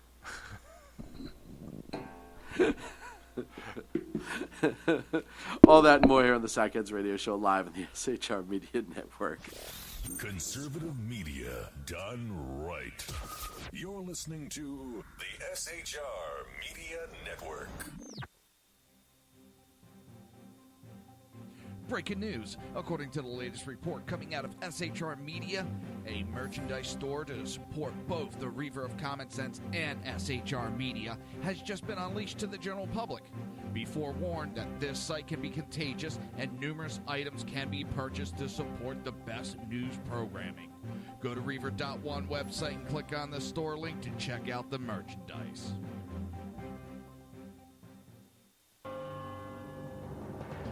Hello, I'm Matt, a student at Hillsdale College. Here is Hillsdale President Larry Arnn on the continuing relevance of the Constitution. Many argue today that the Constitution is outdated because it addresses problems peculiar to the 18th century. Some parts of the Constitution do read rather quaintly. Consider the injunction against titles of nobility in Article 1, Section 9 of the Constitution. But is that so outdated? The purpose of the injunction is to prevent the government granting special privileges to some for partisan reasons. This strikes at the heart of the rule of law. The crony capitalism so common today is a place where the government bestows favors and tax dollars on some businesses to give them a leg up over others. This is exactly the kind of thing the Constitution was meant to prohibit. The Constitution is not so outdated after all. This Constitution Minute was brought to you by Hillsdale College. To join the national conversation on the Constitution, go to constitutionminute.com. Times are dark. The people misled by corrupt politicians, lied to by establishment media, and deceived by the false messages of Islam. A nation in confusion needs a guide. It needs a man with a cane. I'm Dave Milner. Join me on Spreaker, SHR Media, High Plains Talk Radio, Live Rebooting Liberty, and YouTube for a unique brand of commentary on the unpleasant blind guy. Because truth is not always pleasant. In a world controlled by corrupt politicians, You got a business. That you didn't build that. a team of ordinary men emerge from the ashes to give voice to the voiceless and hope to the hopeless. Sackhead Sean, Dude, I'm not saying Kyle was stupid, bro. Sackhead Clint, All good friends of ours usually show up drunk. also starring Sacco as the producer. I'm a little bit drunk, I'm a little bit drunk, 'cause I'm drinking, drinking, drinking. They are the Sackheads Radio Show. Every Wednesday at 8 p.m. Pacific on SHRmedia.com.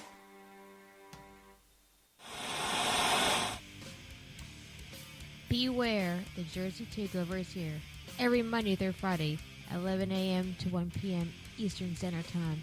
You can catch the Reaver of Common Sense Show, hosted by Jersey Joe, right here on SHRmedia.com and HighPlainsDailyNews.com. Only Jersey can deliver hell like no one else, so consider this your fair warning.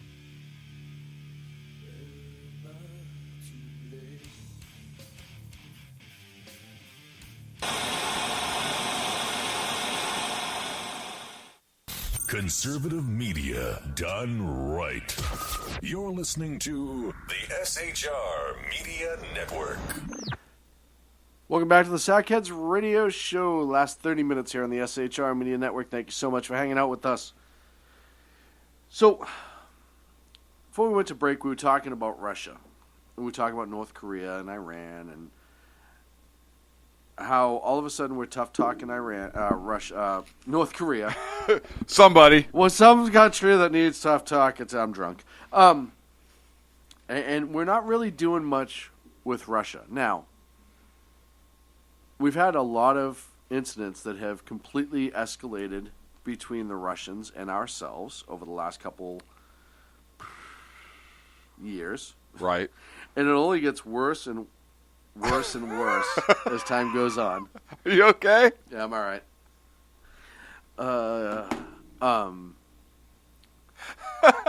Wow. Sometimes you just I can't even begin to talk to it. It's amazing. Amazing. Tell me it's not brilliant. It's accurate, but Thank it you. doesn't matter. Right now, it doesn't matter until 25 minutes from now. And then we'll talk about it off the air. So, we're not saying a lot verbally against the Russians, but we are massing, as I said in the last segment. And we've had incidents in the past with Russia. Many and other aggressors. Let me say that first. Other aggressors, not just Russia. There was an incident out of Libya, I believe, in 1989, where 2 floggers were sent up because they said that area around their borders was territorial and nobody could fly there. And we said, the hell with you. We put a carrier in there to protect shipping. And as we were on patrol in the area, they set up 2 floggers. Not the kind used for punishment. No, 23s. Yeah, 23s. the aircraft. And at the time, we had 2 F-14s on patrol. Our F-14s diverted 5 separate times to show that they were not actively trying to engage, and the Libyans pursued and eventually were shot out of the sky. And we've had other incidents with Iranians at the time. You remember Gaddafi getting the early morning wake-up call, if you will, courtesy of some A6 intruders. A6 intruders. Yep. As well as some other incidents. Even with the Russians, we haven't always been kid gloves with them. It was always, back to Checkpoint Charlie, it was always, after World War II, it was a game of cat and mouse, a little bit of chess. After things went bad with Checkpoint Charlie and the Russians did exactly what Patton warned everyone the Russians were going to do, we put tanks up, they put tanks up on the border between the Germanys. I want to say good night to the exceptional one, Ken McClinton, who's going to bed. Good night, Ken. Thought about you a couple minutes ago. And we've always had this pattern with the Russians. But one of the things that Patton said, and I want to remind everybody that Vladimir Putin is an old-school commie. He was a KGB. He was a KGB agent. Yep. He is as old-school communism as you get. Yep. He was brutal back in the day. He was a cold warrior. He was a absolute cold warrior. And Patton had some really interesting words about Russia. And he knew the Russians. He studied them. He understood them. He met with them several times during the war. Didn't like them. Did not like them. But one of the things that he said about Russia is, quote, Russia knows what she wants, world domination, and she is laying her plan accordingly. We, on the other hand, and England and France to a lesser extent, don't know what we want. We get less than nothing as a result. If we have to fight them, now is the time. From now on, we will get weaker and they will get stronger. Let's keep our boots polished, our bayonets sharpened, and present a picture of force and strength to the Russians. This is the only language that they understand and respect. If we fail to do this, then I would like to say that we have had a victory over the Germans and have disarmed them, but we have lost the war. At the time, everyone said Patton was crazy. Yep. They removed him, and essentially were trying to make him just kind of go away and fade into the night until a car accident happened and he perished. But what he said about the Russians was true. And after the fall of communism in Russia, yes, Russia became very weak. And then Russia discovered it had natural gas. The only reason Russia was weak after the fall is because they had no money. They didn't have the money to be strong. But now they have natural gas, and they start exporting weapons. The other thing that happened after the fall of communism, for those who don't remember, they weren't allowed to import and export stuff most of the time when they were under the Red Curtain. Yep. Their arms, they essentially had to do backroom deals to sell it. Now they can sell openly on the market. They've done it to Iran. We saw when we went into Iraq the first time that there was Russian equipment, and French equipment, even though they were under sanctions. But now the Russians are doing it openly. Look at the air defense system being sold to Iran. Yep. Look at the deals they're cutting with China. Look at the gas they've discovered. Look at the oil they discovered. And what are they doing now that they have the ability to start building up their military and throwing their weight around? They are doing it. As we predicted on this show 3 years ago. I'll say that a million times because we were friggin' right. The invasion of Crimea. Let me rephrase that. Putin tested the waters with the country of Georgia a couple years ago. 8, 9, 10 years ago now. Yeah, he wasn't president, I think. He was the minister. Minister, yep. It was the other Russian there, Vodka McVodkason. Smirnoff McVodka. Smirnoff McVodka. Boris McSmirnoff. Smirnoff Popov McVodka. And his cousin Chekhov. Chekhov. Awesome.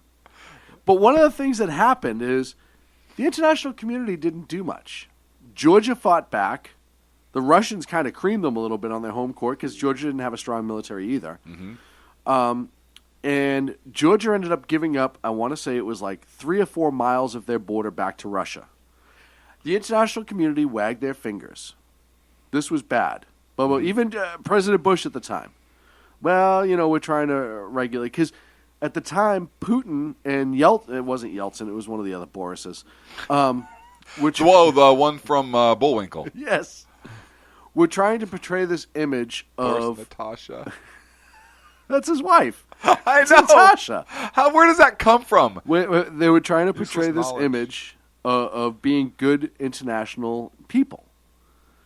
And then they tested with Georgia. And we all said, they've been okay lately. This was like a weird moment between... It's not our Georgia, It was a former satellite state and them. They kind of got into it. We'll let the bygones be That's bygones. their Georgia, not ours. We're good. And they kind of went away. And then they did something interesting. They've built their military up slowly. Over the last 15 years. Or 8, 10 years. I'm sorry. Let me get my facts straight. Yeah, 8 to 10 years. And they started to build up slowly. They started making these deals for money with China, selling arms off to certain people, et cetera, et cetera. And then they started growing and growing and growing. And then 2 years ago, you had the invasion of Crimea, a sovereign state of the Ukraine. They said it was to protect ethnic Russians who were being mistreated in the region. Mm-hmm. It was questionable at best. But what did Crimea actually have? A warm water port. Yeah. Militarily, what? Yeah, we talked about it. Right. Which the Russians need. Right. They needed a warm water port. And the Ukrainians did everything they could to stop it. They scuttled some ships to block it, whatever, but it wasn't enough. Yep. So they secured their warm water port, and then we go down to Syria. All of a sudden, there's a base in Syria the Russians like to use. And then Syria comes under attack from the rebels, and Russia kind of stays out of it a little bit, but let's face it. They were advising, they were giving money, etc., etc. And then all of a sudden, the quote-unquote rebels really started to get out of control. Bashar al-Assad has gassed his people, etc. The Russians come in, we know the story. The Cubans come in. The Iranians come in. The Iranians come in. That should tell you something about who they're doing deals with. Cuba's still a communist country. Yeah. The Russians invite them to Syria. Iran, batshit crazy. The Russians invite them to Syria. Why? Because they're all in bed together. For a reason. Because it's about strength and power. And Putin believes that if he gets his way with all these other countries, he's going to be the head of the axis of evil, so to speak. He's going to be the person sitting at the head calling the shots. Of course he is. And he's going to be. He's going to be. He is that superpower on that side. Yes. We are, and I would argue if this continues, he will be the number one superpower in the world. He would surpass the United States. Look, how did we've talked about it before on the show. How did we win the Cold War? It was through energy. Right. We defeated them through energy. Right. We had superior energy production. They had garbage. Garbage. That's how we changed. That's changed. That's they have energy now. They have energy now, and we're not allowing for ours to be explored. Right. We are voluntarily putting ourselves on the opposite end of that spectrum. They're exploring everything. What in the Antarctic? What they planted a flag in the stinking ocean floor, right? And then they have how many ships? We have to build new icebreakers just to even try and compete with the natural resources that the Russians and the Chinese are trying to exploit. in the north. I mean, come on, the Russians are doing it right. Right. And we're not. Oh, we can't build the pipeline. Oh, we can't exploit our natural. We're going to make another national park. Give me a break. So yeah, Putin is doing it right. He learned from his original Cold War that they lost from his mistakes, and he's making the right moves from his perspective. So at this point we're so far behind the curve. We really are. Look, Trump gave finally a major foreign policy speech the other day, where he talked about what we've been talking about. He talked about Iran, Egypt, Libya, the mistakes the Obama administration's made. He also talked about countries that we are providing defense for, and said that these countries have to start paying for it themselves. One thing I also thought was interesting in the speech is he said that that we're not bound to be adversaries with Germany and Russia, which makes sense. Right. It does. Look, if Russia was, and Russia has messed with us a little bit in terms of our ships and stuff like that and what we're doing in Syria. And yeah, while if they're doing stuff like that to our ships and flying within 30 feet or, 30 yards or whatever, and, the captain needs to fire and take action to protect his ship and crew, then hey, I get that, right? That's what needs to happen, and maybe Putin needs that. He looks like he certainly needed it in Turkey because he's not messing around anymore. But I don't necessarily disagree with Trump that we're not bound to be adversaries. I mean, if Russia continues messing with us, then yeah, or NATO allies, maybe. But he certainly called into question the fact that we're paying for our defense and nation building. Mm-hmm. He said we're out of the nation building business. Okay. But look, I can be on board with that.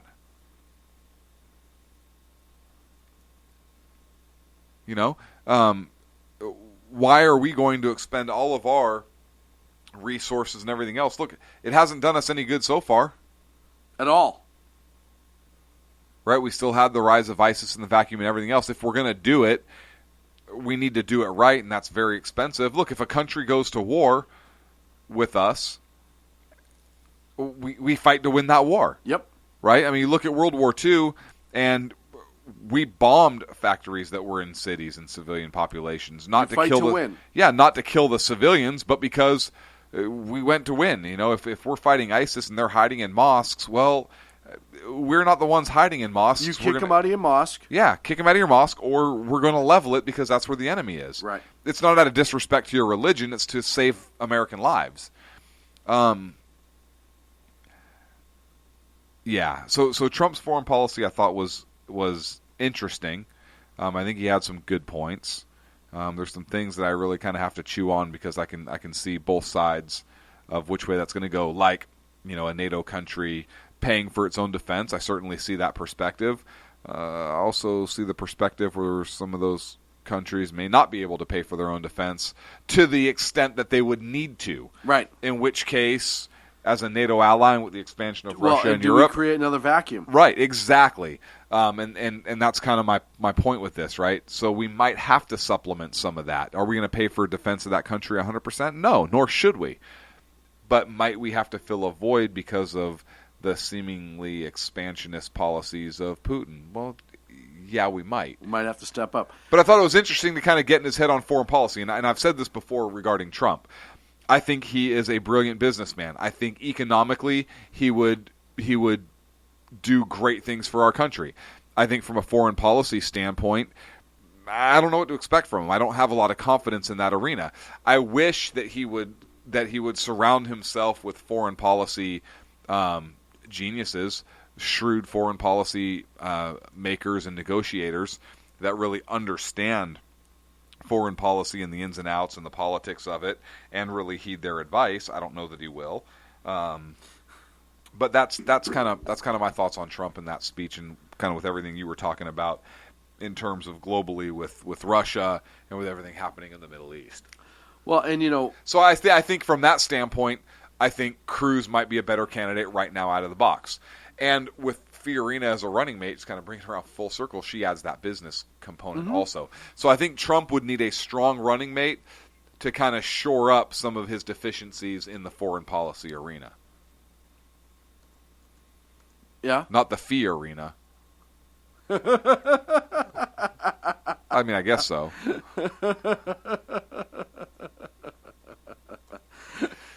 Maybe. Maybe. Anything's possible.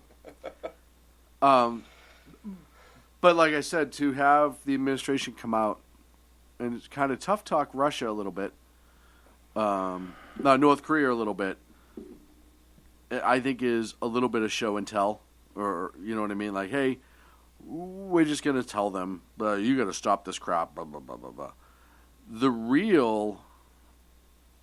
What do we do, like fly a B-52 into South Korea? And that was a few weeks ago, remember? We talked about it on the show. The reality is, though, the proof is in the pudding. We're not really... Proof is in the pudding. In the Putin. Yeah, we've run some exercise with South Korea, but we've been doing that for years. It's only now that we're really starting to amp up in Eastern Europe. Yeah. The president who swore he was going to take out the missile defense in Poland, all of a sudden they're starting to show up again. We all of a sudden have more attack aircraft in Eastern Europe and Europe in general than we've had since the Cold War. Armor on the ground. Armor. Being upgraded. We're currently testing the Israeli defense against RPGs, the system that they have.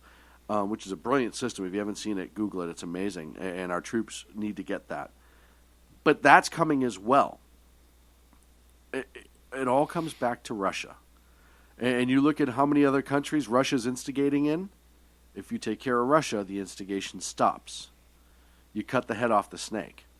So you're advocating going to war with Russia? I'm advocating putting Russia in their place. If that means that at some point we may have to...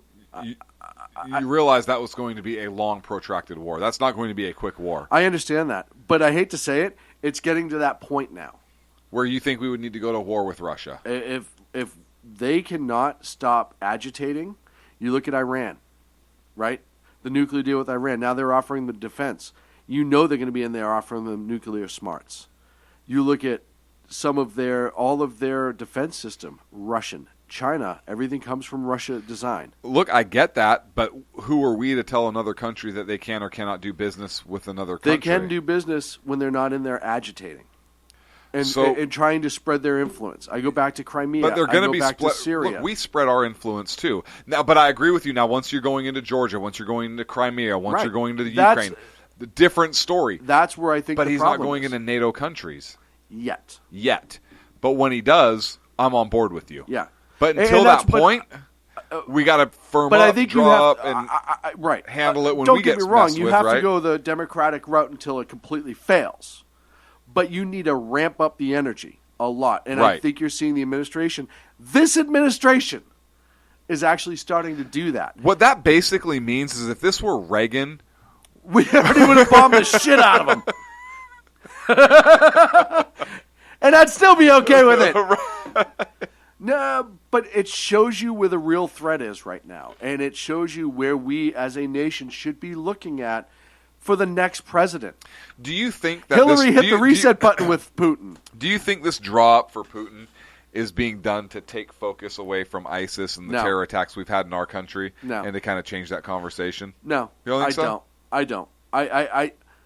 I think that he is status quo with that. I don't think he's ever going to do anything different. He doesn't want to be the guy to go into the Muslim countries and kill people. We can argue as to then our people are going to die. Yeah. We can argue as to what his reasoning is for that on a different show. But when it comes to the greater global threat, he deems Russia, and I can't necessarily say I disagree with him.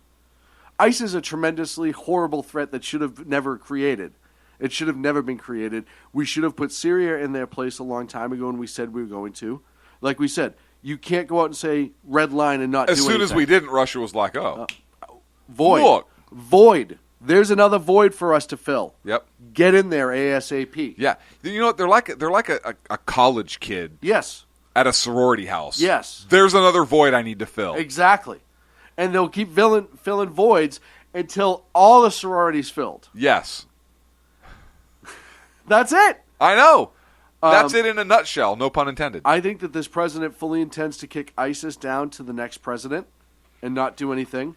However, I think the international risk of Russia is so great that even his advisors, who are very leftist military people now, are saying you can't ignore this. I think, yeah, and the president clearly won't deal with ISIS, and he barely deals with ISIL. And he talks about ISIL And he talks more. about ISIL all the time. Right, yeah. but he doesn't do a lot against ISIL. Does nothing against ISIS. Very little against ISIL. I've actually never even heard him acknowledge ISIS. Never. ISIS might not even exist. It's the weirdest thing. Maybe we're crazy. I think. Maybe we're friggin' nuts. ISIS is imaginary. Right. Would you love to see, it's not Ernest, whatever that jackass is now. No, it is Ernest. Yeah, I'd like to point out that ISIS doesn't exist. So all the conservative media that keeps calling it ISIS, imaginary. They're all lunatics. Right, it's just in their head. They keep talking about this It's in like their head. There's no such thing as ISIS. We have no. It's kind of like, so if I had $200 in this hand. And what's What? over Ouch! here? Ouch! I don't even. I can't I'm even robbing see you. it. Here, 1, 2, nice and crisp. I'm robbing you. Gilbert Gottfried, Beverly Hills Cop 2. Yes. No, my wife drives that car. Brilliant. Absolutely brilliant movie. I got a buddy. I quoted this to him, and I don't even remember the context. We were down in out of state, Southern California, and out of state, and I quoted "Get your mad ass in this pool" to him. Brilliant line when Eddie Murphy's in the pool and Taggart and Rosewood come in. Axel, you've stolen this house. How the hell do you steal a house? Get out of the pool now. Get your mad ass in this pool. Get your mad ass in this pool. He knocks you in the pool and then he go get something out of the closet. Comes out that horrible golf suit. Axel, you've stolen this house. There's a great article posted today in High Plains Punt with the Texas Convention coming up in middle of May, and then we've had everything with North Carolina and all the bathroom gates, if you will, or a lack of gates, actually. If you go to High Plains Pundit, there's an article titled "Bathroom Law Battle Begins to Take Hold in Texas." It highlights how Texas is going to be the next battleground for transgender bathrooms, just in time for the convention down there. And Dan Butcher, who talked to me about this 2 months ago that it was coming to Texas specifically, called it. And it's a good article by Patrick Zvitek, who writes for High Plains Pundit. So make sure you check that out, sir. It's been a great show. Thank you so much for finally joining us. Yeah. Thank you. It was nice of you to get off your ass and come on into the studio. Yeah, I almost didn't. But, make sure you check us out every Wednesday night here on the Sackheads Radio Show on the SHR Media Network every Wednesday, 8 p.m. Pacific, 11 on the East Coast. Follow me at Edge of Liberty on Twitter. Clint is at Sackhead Clint. Make sure you check us out at Sackheads for the Radio Show Twitter page. We are on Facebook, Google+, and just about every other social media tentacle. What word is that? Tentacle. Oh. He put his tentacles all over me. His what? His testicles. How you say octopus? Tentacle. Big difference. What movie was that from?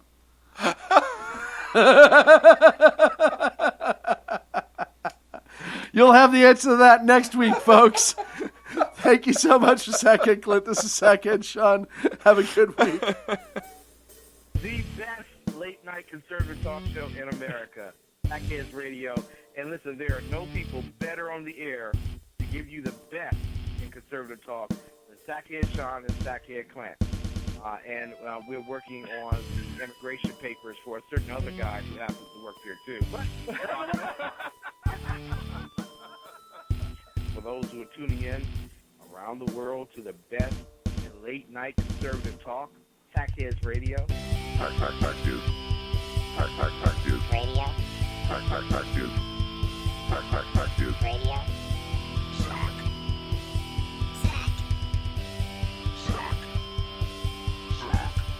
The best late-night conservative talk show in America. In America. In America. Into the silo. And in this web was a large, I'm pretty sure it was the biggest spider I've ever seen.